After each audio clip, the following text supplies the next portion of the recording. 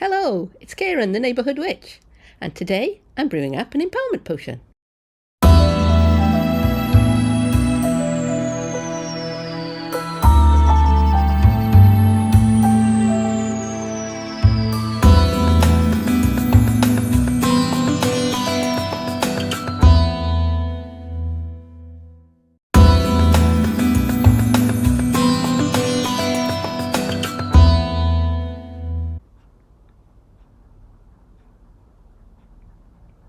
Today I'm going to be using the herbs that came in the July 2022 Witch Casket to make an empowerment potion.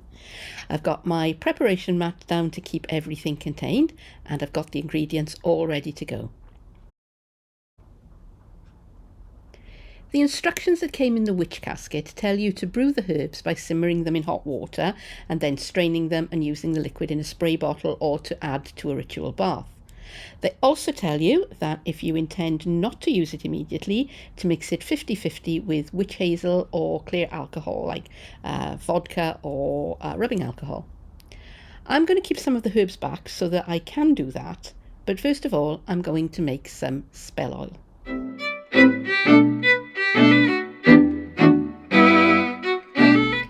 Marshmallow root.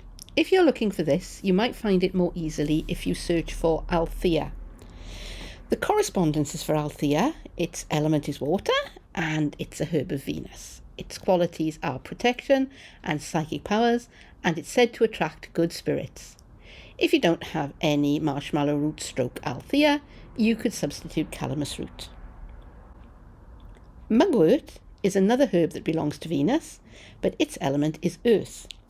It also has qualities of protection and promoting psychic powers, and it has healing qualities and promotes strength. If you need to, you could use rosemary instead, and rosemary can be used instead of any herb. Yarrow also belongs to Venus and to the element of water. Its qualities are courage, love, psychic powers, and exorcism if that's an issue for you. And if you need a substitute, rose is a good choice.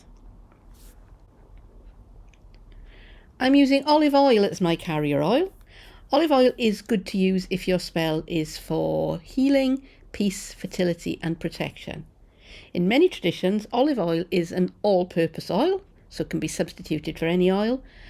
Sunflower oil would always work well for this particular intention. I've got a bottle with a good wide mouth, and I'm going to add the herbs, starting with the marshmallow root.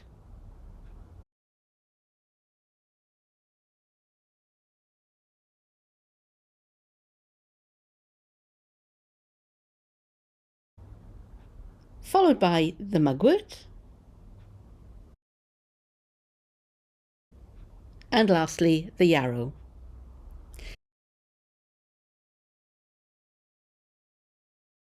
As I'm adding each of the ingredients, I'm focusing on my intention, which in this particular case is that the oil will attract strength and energy whenever it is used.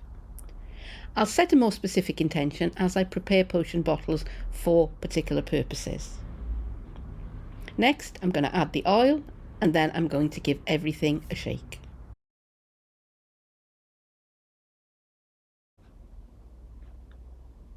If you happen to have hot sunny weather, such as we've had here recently, you can leave the bottle on the windowsill where the sun will shine on it.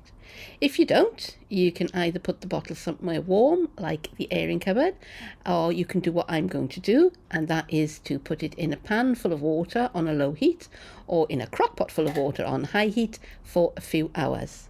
This is called maceration. Now, if you're using the leave it in a warm cupboard or leave it out in the sunshine, you might want to leave it there for quite a while. But if you're using the hot water method, it'll be done after a few hours.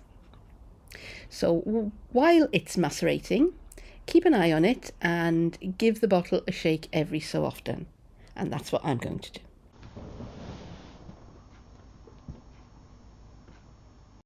So I finished up with about 150 ml of oil, and I've got a nice little bottle here that it will fit into, I hope.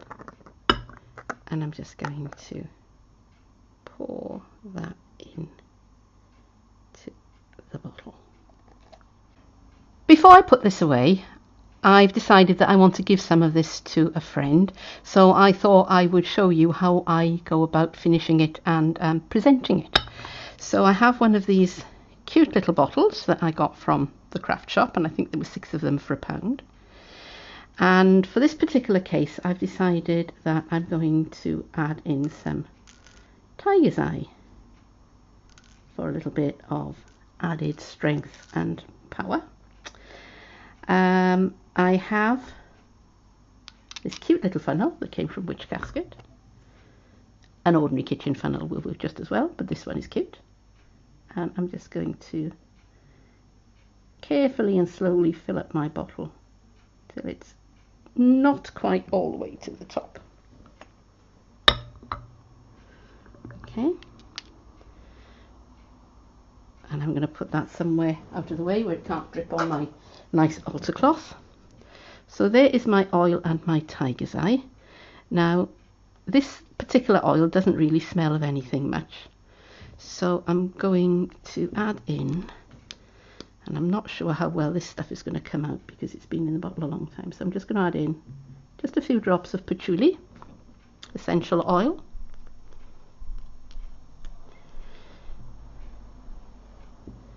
And a few drops of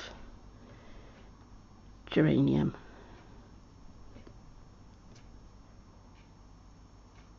And I've got my pipette just in case the oil was reluctant to come out of the bottle, but as it happens, it's come out quite well. So put the cork onto that and give it a little bit of a shake.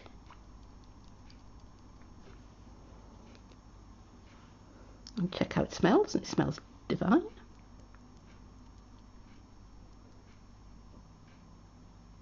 All right. So when I brewed this oil, I brewed it with a very general intention, a kind of a background, plain vanilla kind of intention. But this one is going to have a specific intention for a specific person. So what I am going to do with this, I am going to take it and put it on my altar until I'm ready to empower it and to infuse it with my intention. And that will be in a couple of days' time. I have another oil that is going to another friend, so I will probably do them pretty much at the same time. I will set up my altar, and then I will work on pushing the intention into each of these oils. I've got a picture that I will show you of a setup that I did quite recently, and then when I am ready, let me move this out of the way. When it's ready, I will finish it off by tying a little bit of a little charm around the neck of the bottle. And that's an idea I got from Magical Crafting, and I think it's a really cute idea and I really like it. And these charms are not very expensive, but they add a great deal, I think, to the presentation. And it's the pentacle. It adds some it adds some zhuzh to your spellwork. So that is it for today, and if you stayed with me this long, thank you very much. I do appreciate it, and I'd love it if you came back and saw me again sometime soon. But for now, merry meet, merry part, and have a blessed day.